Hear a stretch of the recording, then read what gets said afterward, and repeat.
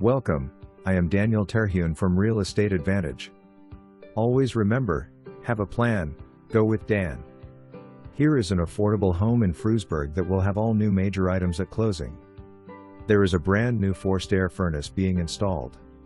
A new 100 amp electric service is being installed by Ahlstrom-Schaffer and is scheduled for installation on August 16th.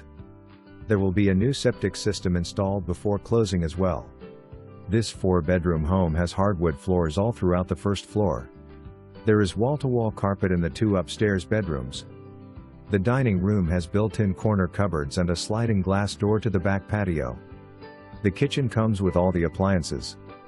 The washer and dryer were moved up to the small room next to the kitchen, but there are hookups in the basement as well.